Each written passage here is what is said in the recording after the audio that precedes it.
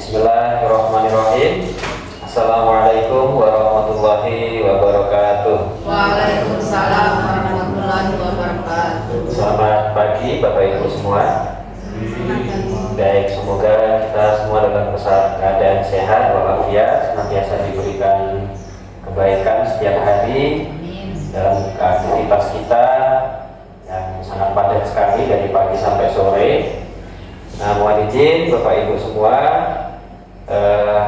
kami mengundang Bapak Ibu untuk mengikuti kegiatan presentasi ya, pemaparan tugas CGP Angkatan 11 Kota Tarakan tahun 2024, yang mana ini merupakan aksi nyata dari modul 1.4. Nah, untuk materi di modul ini adalah tentang budaya positif. Kalau yang lalu pemaparan yang sebelumnya itu tentang visi guru penggerak, untuk yang aksi nyata 1.4 ini tentang budaya positif. Nanti sekitar 30 menit ke depan kita akan melaksanakan semacam diskusi terkait budaya positif. Nanti akan dimulai dari presentasi, penyampaian materi dari saya pribadi, kemudian nanti akan dilanjutkan dengan sesi tanya jawab atau diskusi. Baik Bapak Ibu, sebelum mulai kegiatan presentasi, saya mohon untuk diberikan sambutan, nanti sekaligus dibuka secara formal yang akan disampaikan oleh Ibu Erni. Untuk Ibu Erni sebagai kepala sekolah, saya persilakan untuk memberikan sambutan dan membuka kegiatan secara resmi. Pada Ibu Erni dipersilakan. Itu? Situ boleh sini. Serah. Depan boleh, sini boleh.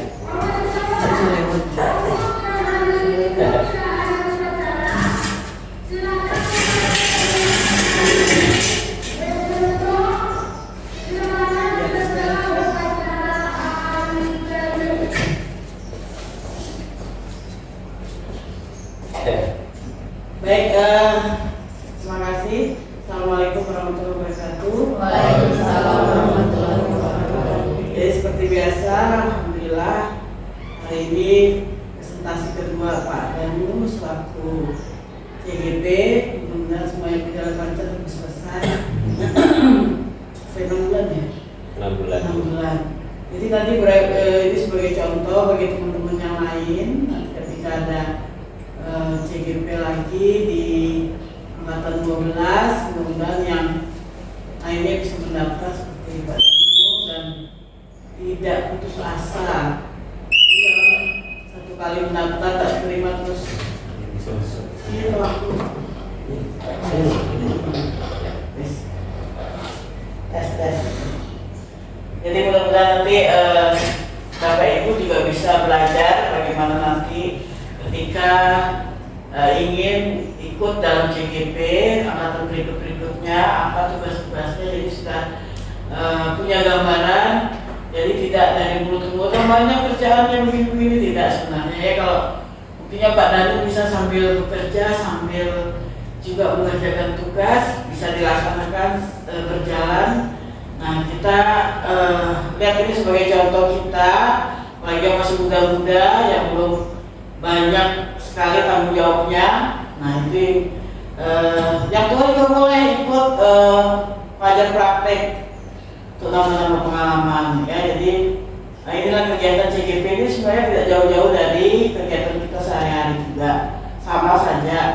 Mengajarnya ada, kemudian prakteknya ada, aksi nyatanya ada. Kalau sudah pernah kita lakukan pasti tidak sulit kita kerjakan ya. Jadi itu saja, mari kita saling support, saling bantu dengan teman-teman kita yang mau maju, dan saya harap juga semuanya mau maju dan berinovasi. Demikian, wassalamualaikum warahmatullahi wabarakatuh. Baik, terima kasih kepada Bu Erni telah menyampaikan sambutan dan membuka kegiatan ini dengan resmi. Kemudian cara selanjutnya adalah bacaan doa untuk memperlancar kegiatan kita pada hari ini. Kepada Bapak Syarif Hidayatullah dimohon untuk ke depan membacakan doa.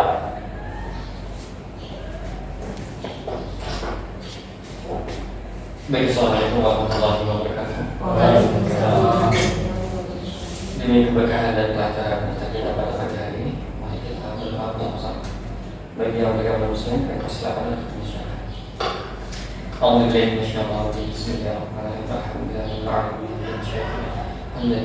Rabbana ya Rahim, ya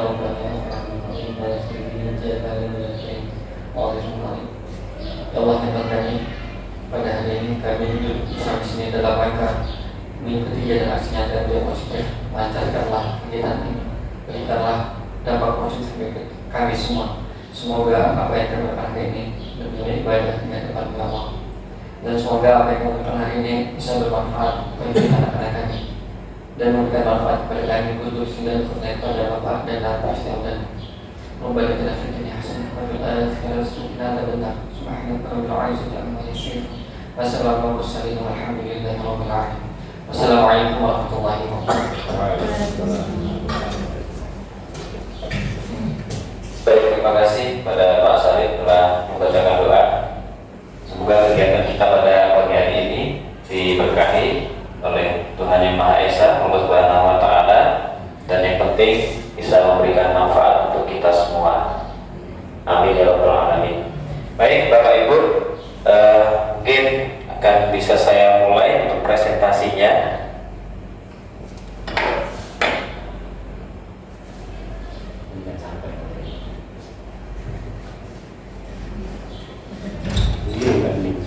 Ya, silakan Bapak Kaisar SPD MU. Ya, silakan. Amin. Amin. Ya, direkam oleh Pak Kaisar ya. Oke. Baik, Bapak Ibu yang terhormat, pada pertemuan hari ini saya akan menyampaikan terkait materi atau aksi nyata ya yang telah kami dapatkan di pendidikan guru penggerak, khususnya di modul 1.4.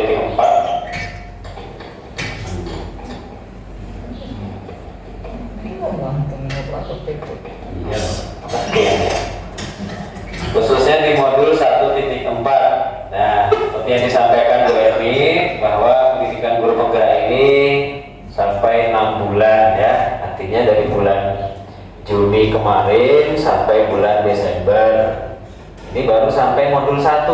Nah, itu totalnya sampai modul ke-3. Nah, satu modul itu beranak pinak, pokoknya banyak sekali. Nah, apalagi tugasnya, pokoknya ngeri lah. Maksudnya jadi malah dulu. Ya. Tapi artinya bukan berarti menjadi beban untuk diri kita untuk menjadi lebih baik.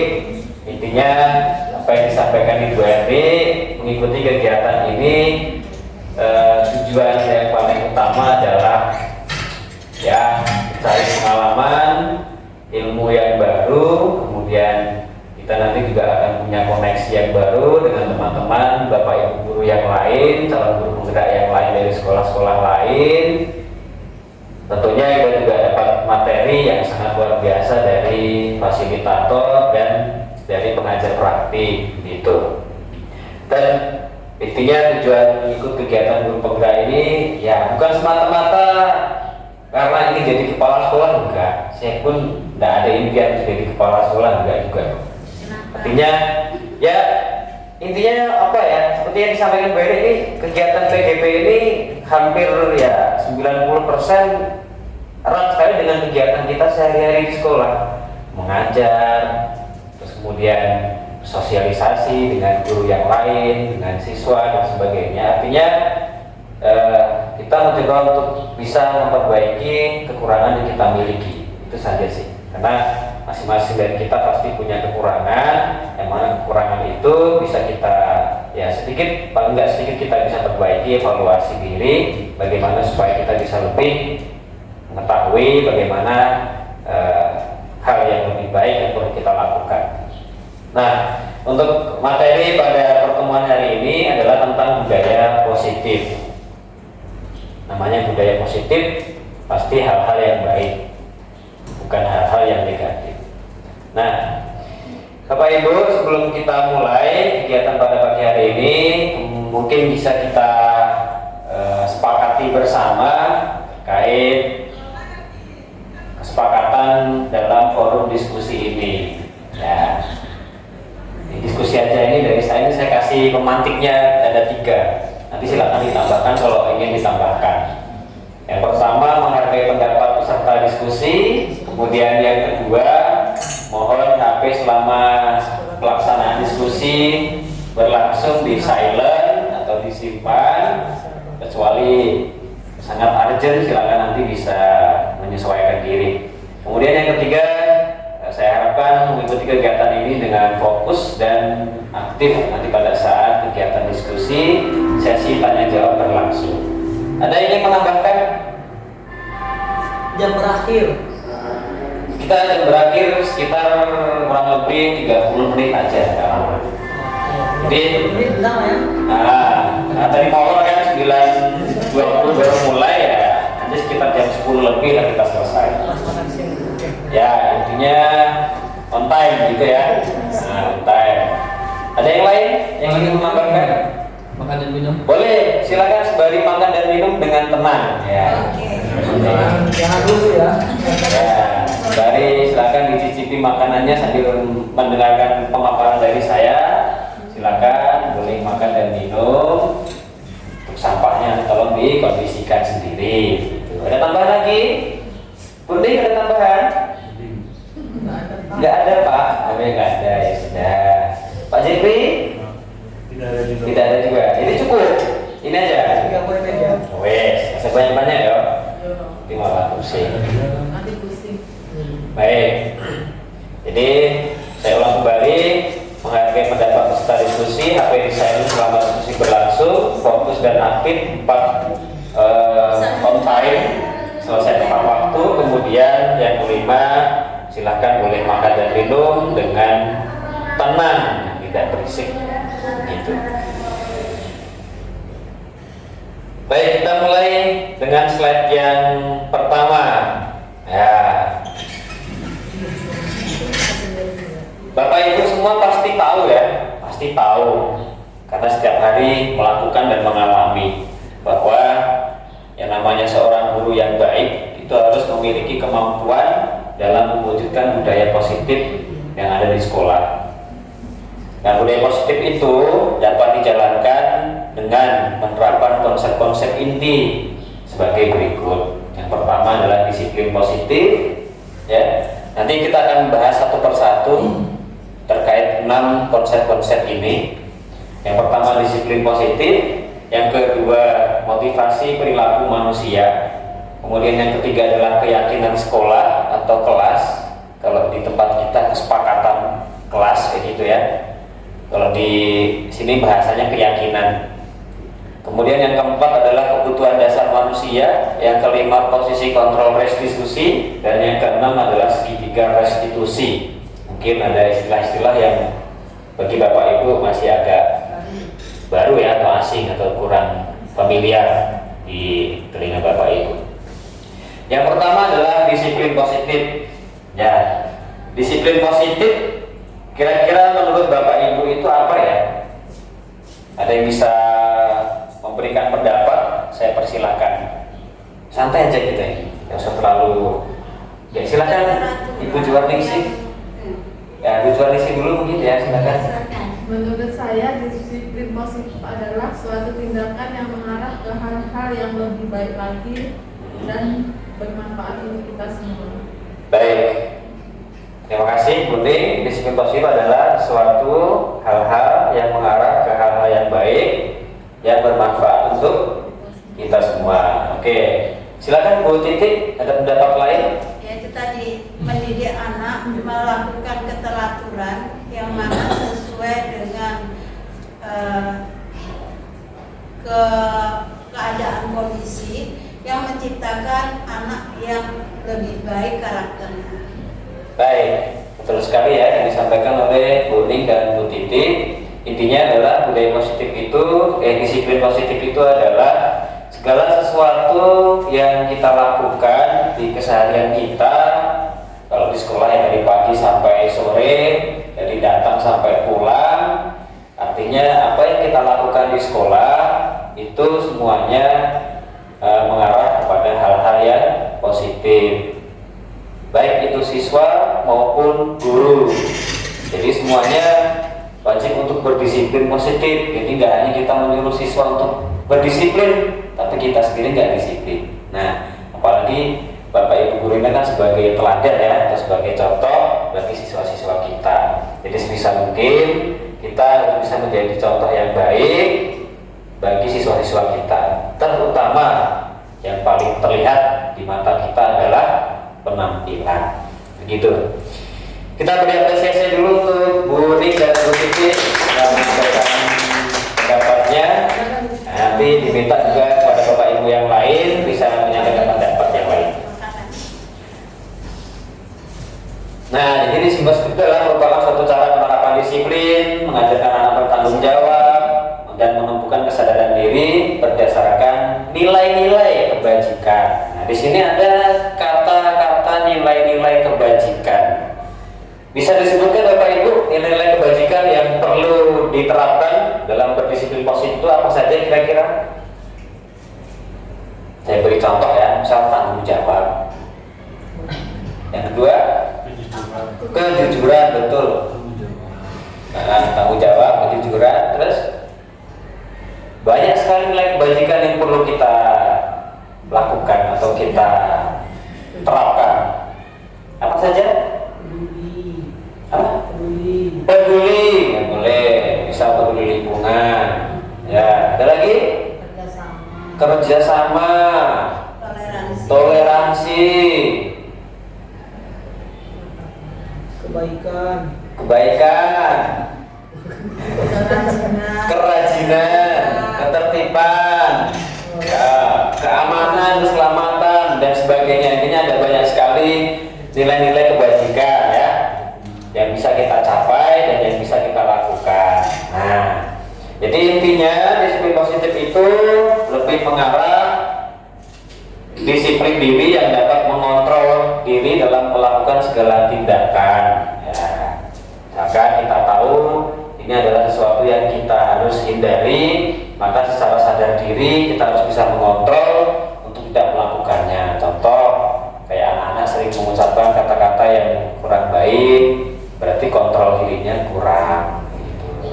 Contoh, misalkan ada Bapak Ibu guru yang ada siswanya mungkin melanggar aturan, kemudian marah, itu berarti kontrol diri gurunya kurang. Contohnya saya pribadi misalkan. Ya, jadi bisa mungkin kita bisa mengontrol diri ketika kita berada dalam situasi yang memungkinkan untuk kita bisa melakukan hal-hal yang perlu kita hindari. Nah, kemudian disiplin diri dapat membuat murid memahami dan menyadari berdasarkan motivasi internal. Ya, berdasarkan motivasi internal, bukan akibat dari paksaan, ujian ataupun hukuman. Seperti yang tadi saya bilang bahwa sadar diri dari dirinya sendiri, bahwa kalau kita menghindari sesuatu yang dilanggar atau mungkin yang tidak baik untuk dilakukan, secara sadar diri kita tahu bahwa itu nggak boleh dilakukan atau kurang bermanfaat untuk dilakukan. Jadi bukan karena adanya hukuman, bukan karena ujian, bukan karena paksaan. Jadi semua yang kita lakukan itu, kalau itu baik, bukan karena atas dasar kita minta dipuji orang lain, minta diberikan hadiah, minta diberikan apresiasi yang tinggi, melainkan ya atas dasar diri sendiri bahwa melakukan hal yang baik itu memang dianjurkan ya. Kemudian kalau kita menghindari segala sesuatu yang dilanggar, nah, contohnya misalkan tidak datang terlambat, bukan kita menghindari, artinya bukan menghindari untuk tidak datang terlambat karena untuk menghindari hukumannya, enggak, tapi memang atas dasar diri sendiri bahwa terlambat itu tidak baik. Gitu.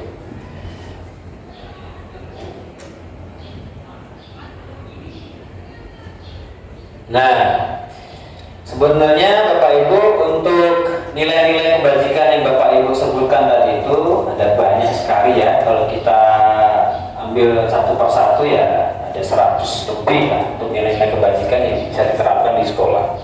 Nah, semuanya itu bermuara ke profil pelajar Pancasila. Nah, kita langsung rangkum aja di sini. Beriman, bertakwa, mandiri, berkebinekaan global, gotong royong, kreatif, dan bernalar kritis. Jadi kita rangkum semua dalam profil pelajar Pancasila, yang mana ini sesuai dengan kurikulum Merdeka, bahwa muaranya nanti perspektif tujuan akhirnya supaya siswa-siswi kita bisa menerapkan profil pelajar Pancasila, begitu. Yang kedua, jadi yang pertama ya disiplin positif, yang kedua adalah motivasi perilaku manusia. Ini ada perilaku manusia. Motivasi. Ada yang ingin menyampaikan pendapat apa itu motivasi? Apa itu motivasi?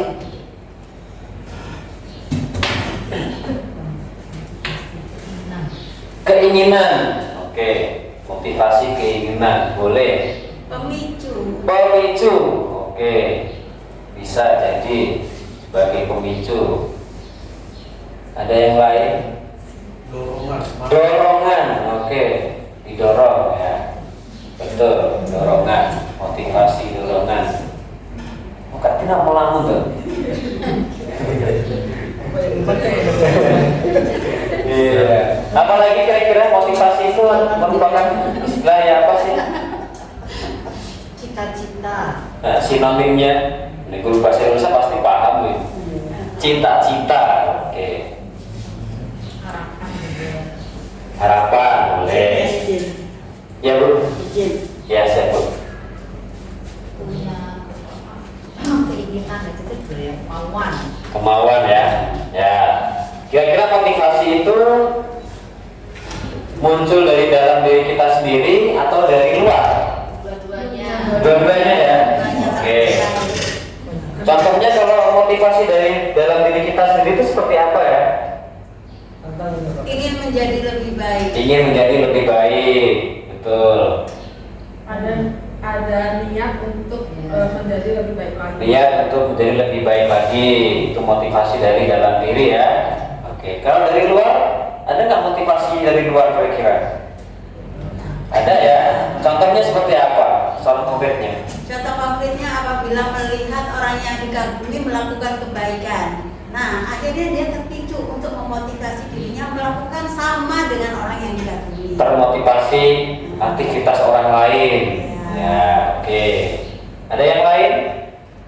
Kira-kira motivasi dari luar itu apa ya? Kira-kira yang bisa membuat kita termotivasi? Nah, gitu ya.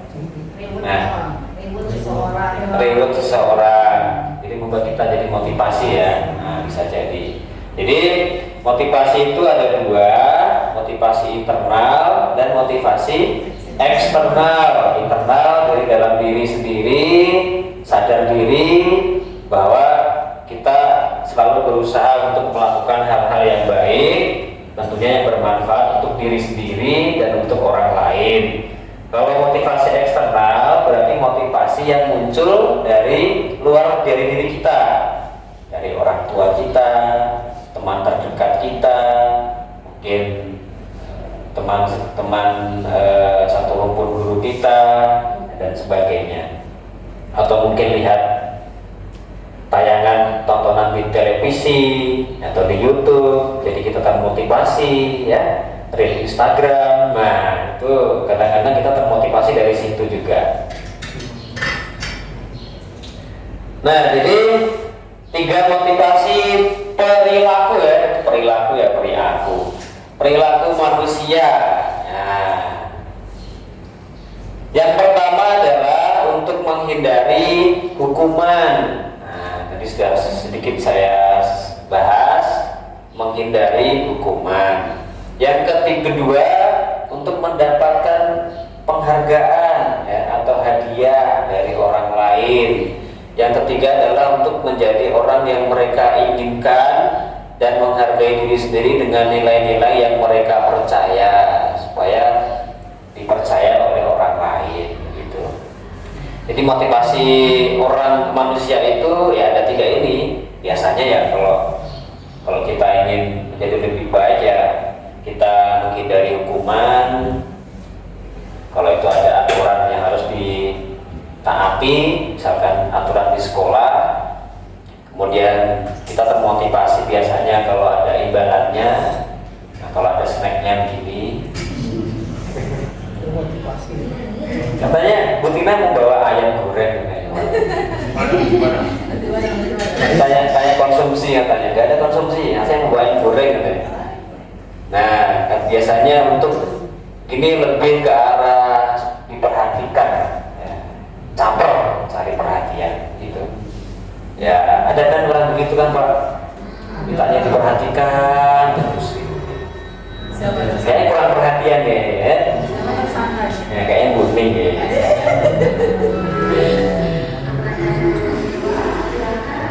Ada pertanyaan terkait 2 hal yang barusan kita bahas, disiplin positif maupun motivasi perilaku manusia.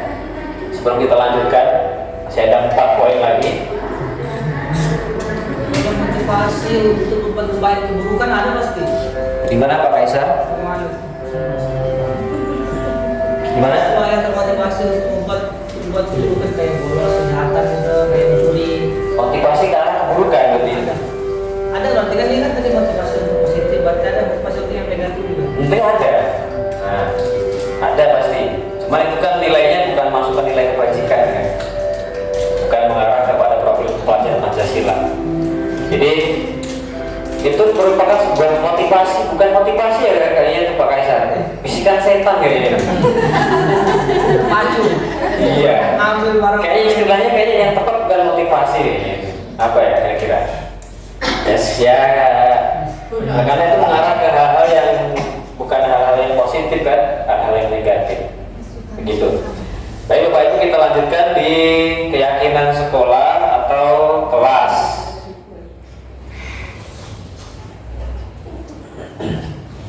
Keyakinan sekolah atau keyakinan kelas. Nah, guru berperan dalam mewujudkan terbentuknya keyakinan sekolah atau kelas dengan adanya kesepakatan antara guru dan murid. Keyakinan sekolah atau kelas berupa pernyataan-pernyataan universal yang mudah diingat dan dipahami dan harus diterapkan di lingkungan sekolah.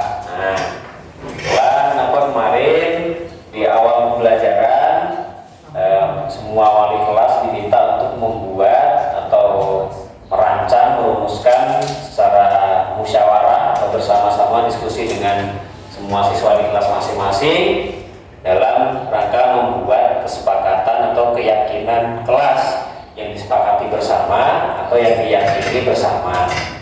Jadi tidak ada yang merasa dirugikan antara dua belah pihak, antara guru dan siswa, kan gitu ya.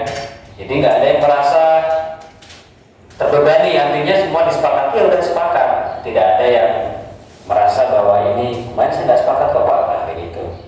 Jadi sebisa mungkin kesepakatan kelas yang dibuat melalui forum diskusi di kelas itu memang semuanya harus sepakat, harus yakin dan melaksanakan kesepakatan kelas itu dengan senang hati, tidak ada beban sama sekali. Berikut juga dengan keyakinan sekolah.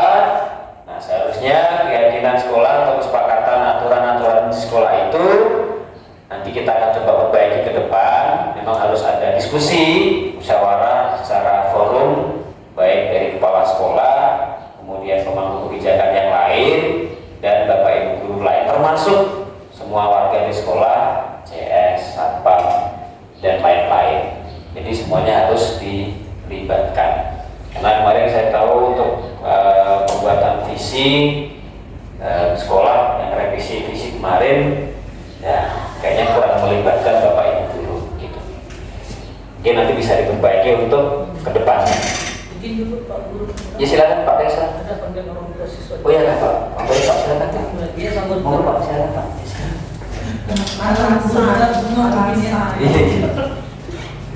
Nah ini contohnya,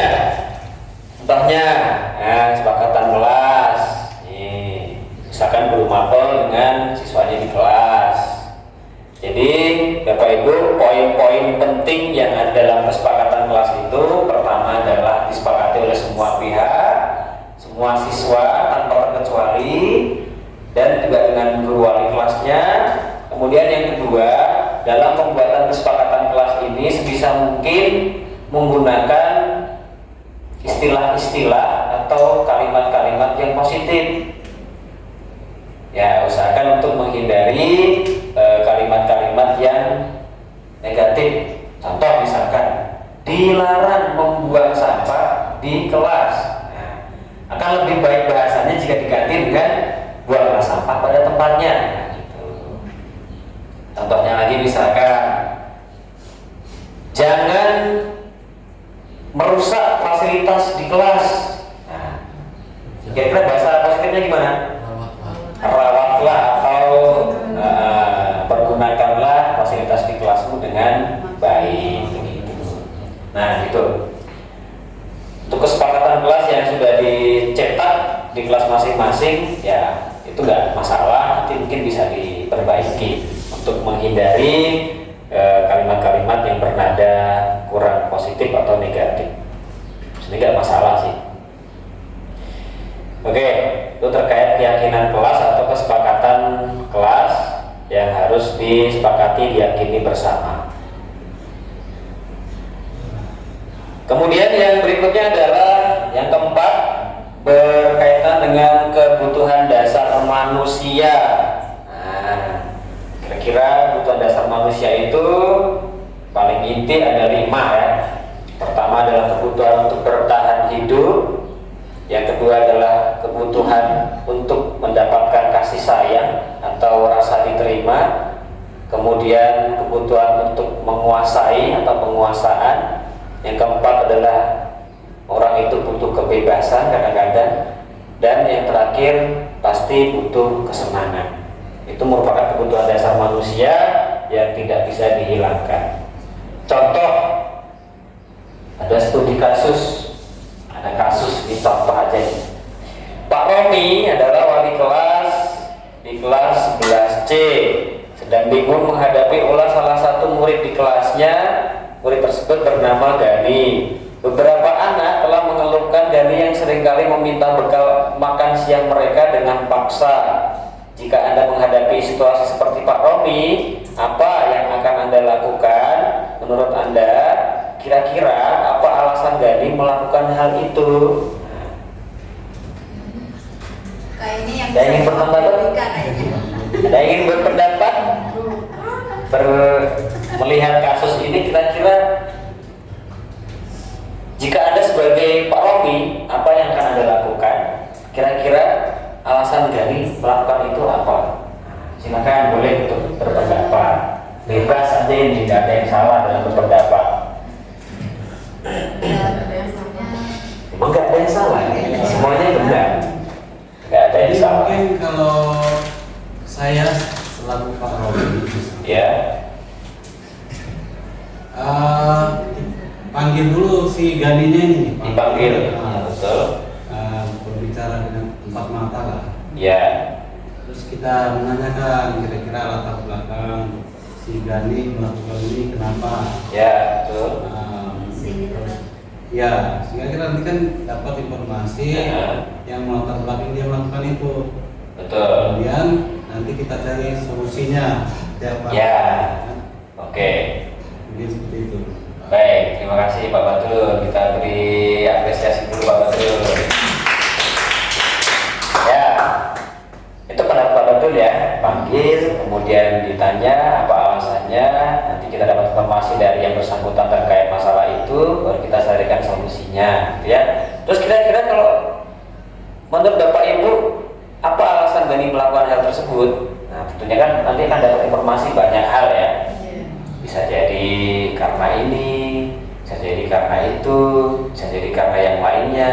Nah, ini kita akan cari kira-kira kasus-kasusnya yang nanti akan muncul kira-kira. Alasan Gani yang pertama, bisa jadi karena Gani lapar. Orang tuanya tidak membawakan bekal makan siang setiap hari, maka kebutuhan dasar yang sedang berusaha dipenuhi Gani adalah bertahan hidup. Mungkin orang tuanya nggak punya, apa mungkin dia nggak bawa uang saku, terus nggak dibawakan bekal sama orang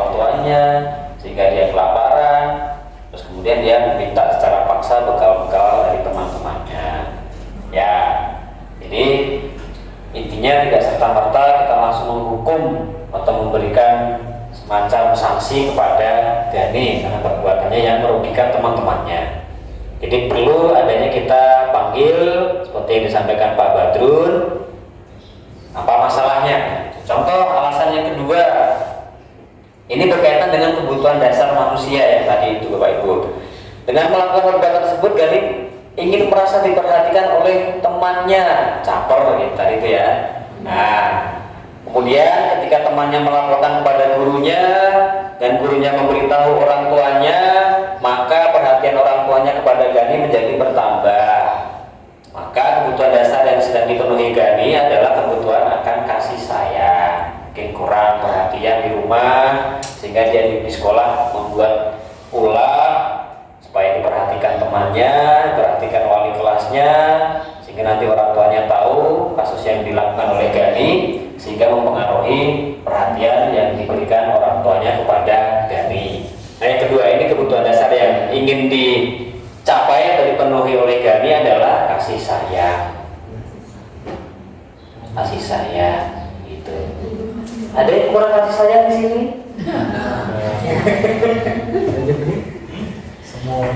Ada yang kurang perhatian atau kurang kasih sayang? Kayaknya enggak ada ya. Enggak ada kayaknya ya. Ya, kita cari alasan yang ketiga. Nah, contohnya alasan yang ketiga karena teman-temannya menjadi takut kepada Gani dan kemudian akan menuruti permintaan Gani. Dengan demikian, Gani sedang memenuhi kebutuhannya, yaitu kekuasaan. Ingin menang sendiri, pokoknya orang lain gak boleh berkuasa selain dia sendiri, ya, misalkan begitu ya. Ada nggak begitu? Ada. Ya, pokoknya ingin menang sendiri, gitu. Nah, jadi nggak apa-apa, itu kan kebutuhan dasar manusia. Kita sendiri pun juga pernah sekali-sekali pasti begitu, ingin menjadi penguasa, di lingkungan kecil kita, mungkin di keluarga kita, di rumah kita, di kelas kita. Kalau enggak ini enggak, gitu misalkan gitu. Alasan yang keempat, mungkin Gani merasa bosan dengan menu bekal makan siang yang dibawakan oleh ibunya, karena bekalnya sama terus, gak ada variasi menunya, masih lapar terus tiap hari, ya kan? Mie goreng terus tiap hari, gak ada variasinya.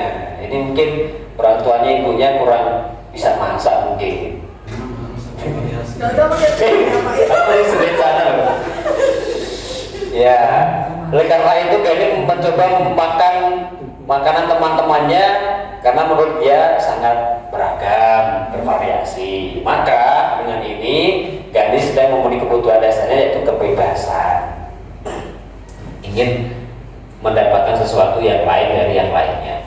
Yang kelima, Gani melakukan hal tersebut karena Gani senang melakukan tindakan-tindakan yang spontan walaupun tindakannya mengganggu teman-temannya. Tapi menurut dia hal tersebut wajar dan dia senang melihat ekspresi teman-temannya saat dia ganggu. Maka Gani sedang memenuhi kebutuhan dasarnya, yaitu kesenangan. Jadi senang melakukan perbuatan seperti itu. Senang menyiksa orang. Nah, iya kan? Ada kan? Senang. Pokoknya senang pokoknya. Senang menyiksa orang pokoknya. Nah, itu memang kebutuhan dasar manusia. Nah, seperti yang disampaikan Bapak Badrun tadi, melalui studi kasus yang kita barusan bahas ini, ada 5 alasan ternyata dari satu kasus yang terjadi. Bisa jadi mungkin di sekolah kita ada siswa yang nggak pakai sepatu, kemudian kita wajib untuk menanyakan alasannya. Artinya tidak langsung serta-merta langsung dihukum di situ, enggak. Jadi untuk menghindari sesuatu hal yang tentunya tidak kita inginkan. Yang kelima, posisi kontrol restitusi. Posisi kontrol restitusi.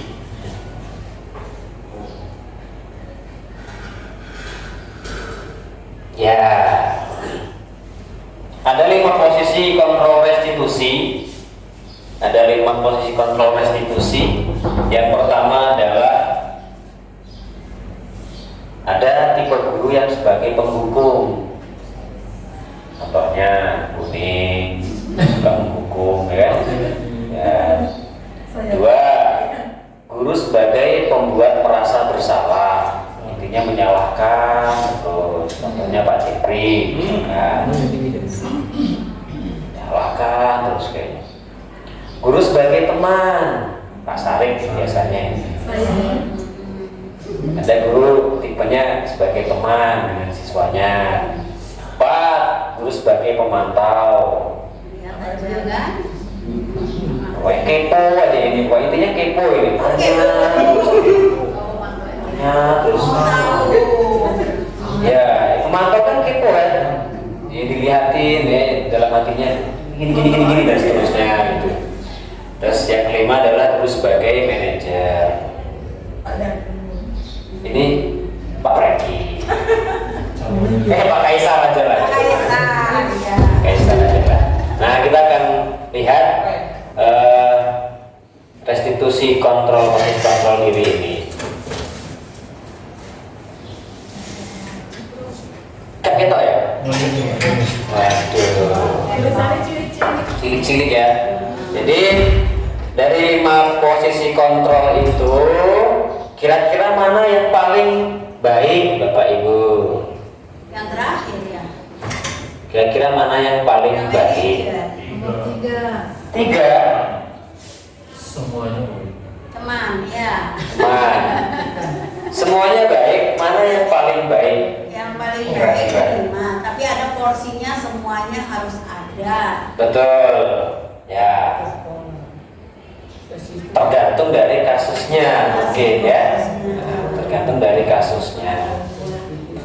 Ya, benar ya apa yang disampaikan Ibu Titi ya, bahwa 5 hal ini semuanya baik, tapi yang paling baik adalah yang kelima. Bagaimana seorang guru itu bisa menjadi manajer yang baik.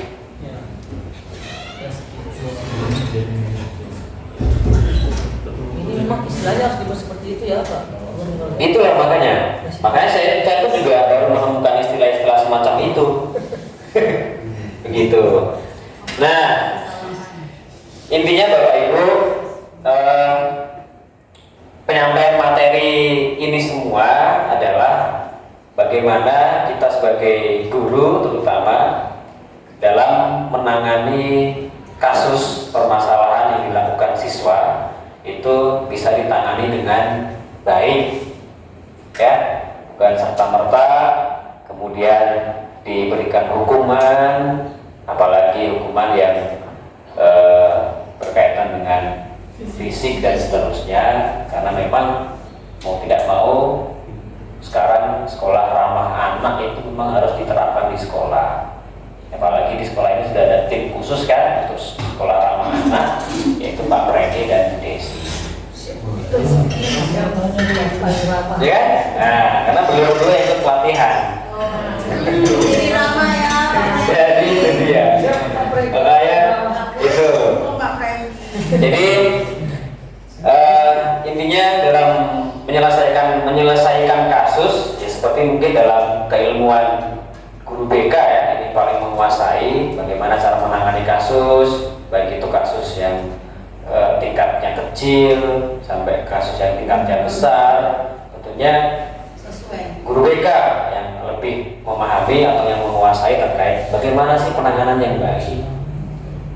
Ya, pasti dilakukan interview, dipanggil, tanyakan alasannya apa, kemudian dari permasalahan itu kita bisa cari solusinya. Lebih baik lagi solusi itu ya muncul dari dalam diri siswa sendiri. Itu merupakan salah satu posisi kontrol guru sebagai manajer. Nah, di antara kelima posisi itu sebaiknya seorang guru menggunakan posisi kontrol sebagai manajer. Sebagai manajer, guru dapat berbuat sesuatu bersama murid, mempersilahkan murid bertanggung jawab dan mendukung murid agar dapat menemukan solusi sendiri dari kasus yang mungkin dia perbuat. Selain itu, posisi manajer mengacu pada restitusi yang dapat menjadikan murid sebagai manajer bagi dirinya sendiri sehingga dapat tercipta identitas positif pada diri murid. Gitu. Ada pertanyaan terkait ini Bapak Ibu, silahkan monggo. yang terakhir. Sepertinya memang hal itu harus dilakukan Ya. untuk menjadi manajer. Tapi situasi kadang Ya, dengan betul. berbagai pergantian, kita misalnya wali kelas dengan posisi tahun ini, tahun itu berganti-ganti, siswa berganti, karakter berganti. Pada dasarnya kita juga ada perubahan. Jadi untuk membuat kita selalu bisa berbuat yang terbaik, itulah yang sebetulnya juga sebagai manusia kan perlu step up down itu selalu perlu apa ya, ada penyegaran apa gitu. Ya, betul sekali memang. Kalau saya pribadi memang masih belajar ya, artinya cara penanganan kasus. Kemarin juga sudah saya coba untuk latihan, misalkan ada kasus siswa terlambat atau mungkin siswa yang menggunakan atribut yang kurang lengkap, tentunya kita akan melakukan penanganan khusus terkait masalah siswa melalui segitiga restitusi ini. Ya, cara penanganannya kita melakukan teknik dengan segitiga restitusi. Nah, jadi Bapak Ibu, tahapan segitiga restitusi itu ada 3. Yang pertama adalah menstabilkan identitas, yang kedua adalah validasi tindakan yang salah, yang ketiga adalah menanyakan keyakinan. Segitiga restitusinya seperti ini. Menstabilkan identitas, kira-kira apa ya itu? Istilahnya memang agak-agak ini. Identitasnya sebagai siswa SMA Negeri 2. Oke. Identitasnya sebagai siswa wajar, gitu ya. Terus setelah itu dilakukan validasi tindakan yang salah. Apa itu kira-kira? Tindakan pelanggaran yang berdasarkan tatib yang telah ditetapkan pihak sekolah. Ya, oke. Terus setelah itu yang ketiga menanyakan keyakinan. Apa itu kira-kira? Keyakinan dia melakukan kesalahan yang secara sadar atau tidak sadar. Jadi dia menanyakan pada anaknya apakah dia paham akan kesalahan yang dia lakukan, sengaja atau tidak. Apakah seperti itu? Ya, sangat benar sekali. Tidak ada yang salah, artinya menstabilkan identitas itu dilakukan berdasarkan prinsip bahwa membuat kesalahan adalah bagian dari proses pembelajaran yang nantinya akan menggeser identitas gagal ke arah identitas sukses. Artinya menstabilkan identitas ini adalah pertama kali dalam melakukan penanganan kasus, kita pasti memberikan semacam motivasi dulu kepada siswa bahwa contohnya ya yang namanya siswa itu, namanya manusia itu ya gak luput dari salah, pasti pernah punya salah ya. Dari kesalahan itu bagaimana kita bisa berbenah diri, evaluasi diri. Jadi menstabilkan dulu, artinya mungkin kalau dia sedang emosi, mungkin dia sedang ada masalah di rumah, mungkin ada sesuatu hal yang dia pendam, dia nggak punya teman untuk bercerita. Nah, dari situlah kita mungkin bisa menstabilkan posisi dari siswa tersebut. Ya, nggak cuma siswa sih, mungkin dalam keluarga kita, mungkin pasangan kita dan sebagainya, dalam menyelesaikan suatu permasalahan dalam keluarga. Tentunya kita punya cara masing-masing. Itu yang pertama adalah menstabilkan identitas. Nah kemudian, ini contohnya ya, berbuat salah itu adalah hal yang manusia. Tidak ada manusia yang sempurna. Kita pasti bisa menyelesaikan permasalahan ini. Tidak tertarik untuk mencari tahu siapa yang benar, siapa yang salah. Bapak Ibu lebih tertarik untuk menyelesaikan masalah. Kalau kamu menyalahkan dirimu sendiri terus menerus, apakah kamu bersikap baik pada dirimu sendiri? Nah intinya dengan kalimat-kalimat yang untuk menenangkan diri siswa bahwa melakukan kesalahan itu merupakan hal yang wajar, karena pada hakikatnya manusia tidak luput dari salah. Kemudian setelah itu kita lakukan validasi tindakan yang salah. dilakukan berdasarkan prinsip bahwa setiap perilaku berupaya memenuhi suatu kebutuhan tertentu sehingga guru atau orang tua akan memiliki pemikiran stimulus respon menjadi proaktif serta akan lebih mengenali dan mengakui kebutuhan murid atau anak. Artinya setelah kita menstabilkan, menenangkan siswa, memberikan pemahaman terkait kesalahan yang dilakukan, kemudian kita memvalidasi kesalahannya dia. Contohnya, kamu tadi tahu nggak bahwa itu yang kamu lakukan itu salah, misalkan. Oh iya Pak, dia kan mengakui, iya Pak ini salah Pak, dan seterusnya. Nah, kemudian untuk itu ya sambil diajak ngobrol gitu loh ya. Nah gitu. Intinya kita sebagai guru supaya bisa memberikan solusi terbaik atas masalah siswa yang dihadapi.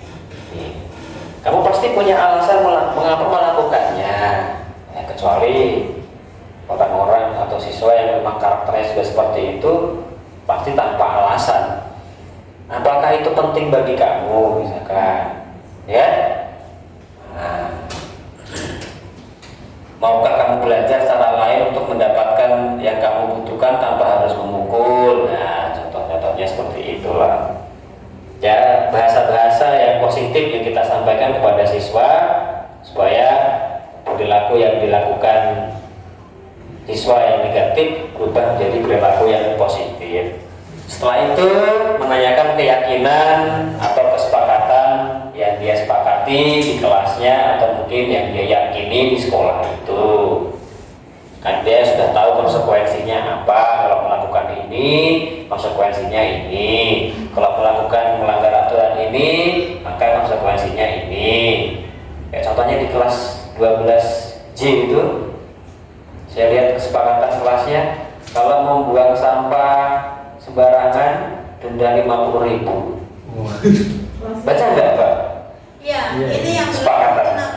kesepakatan itu termasuk di kelas saya ya. Ada denda-denda begitu boleh nggak?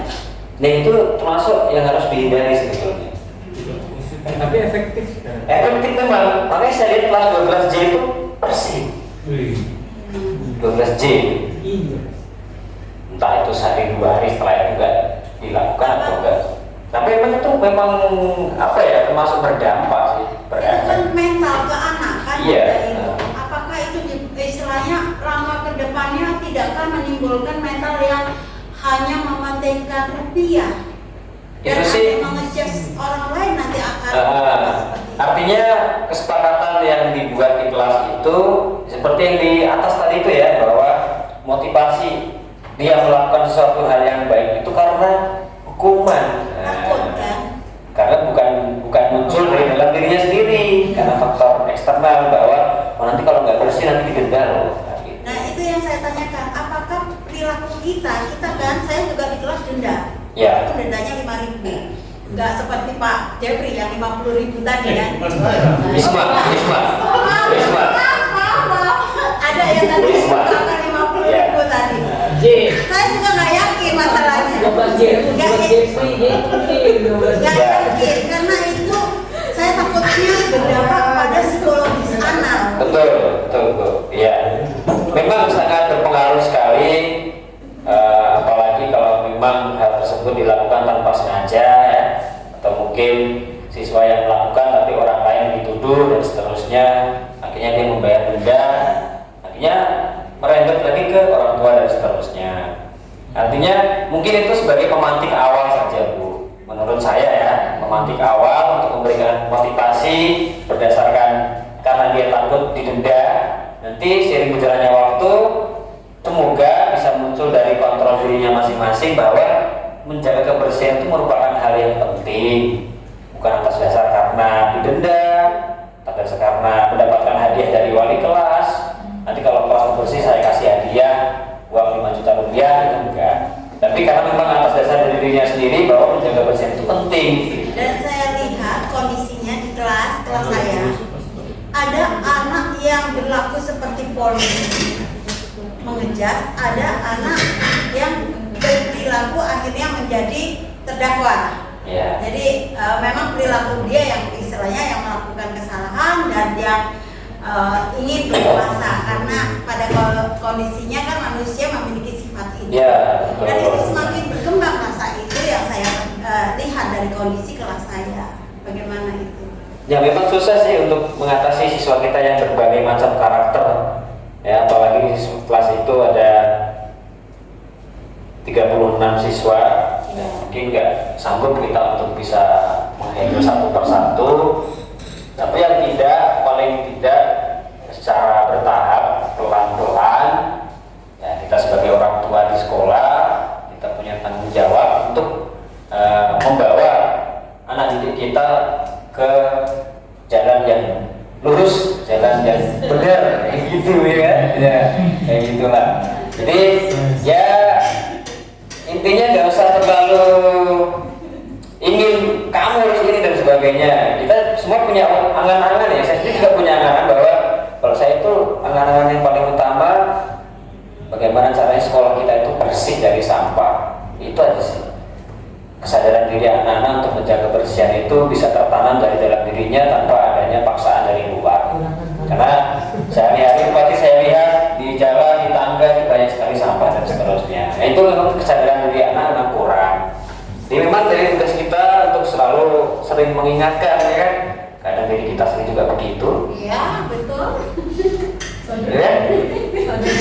Nanti kita lihat setelah ini nanti sampah berserakan di sini. Tidak. Oh enggak. Ya. Intinya tetap bercermin pada diri kita masing-masing. Nah, baik Bapak Ibu, pembahasan lain nanti bisa kita bicarakan lebih lanjut. Untuk ini kita cukupkan sekian, ya. Terima kasih banyak sekali lagi atas perhatian Bapak Ibu. Fokusnya, kemudian keaktifannya dalam mengikuti forum diskusi pemaparan aksi nyata modul 1.4 yaitu tentang budaya positif. Semoga apa-apa yang kita sampaikan, yang kita terima, yang kita dengar di pemaparan tadi itu bisa paling enggak kita terapkan dari diri kita sendiri, kemudian bisa kita tularkan ke teman-teman yang lain. Yang paling penting adalah kita bisa menerapkan di dalam kelas sesuai dengan kondisi kelas masing-masing. Begitu Bapak Ibu, seperti yang disampaikan oleh Ibu Erni, semoga Bapak Ibu, teman-teman yang mendapatkan undangan, nanti kan semuanya dapat undangan. Ini bertahap, kemarin 10 orang, ini 10 orang, ini 10 orang lagi nanti yang berikutnya. Nanti akan semua dapat bagian. Itu intinya semoga Bapak Ibu termotivasi untuk yang minimal untuk bisa nanti menjadi partner saya, kalau saya sendirian. Tidak enak sendirian itu. Sepi itu tidak enak, ya kan? Spesial tuh. Sendiri itu tidak enak, ya kan? Edisi istimewa. Ya.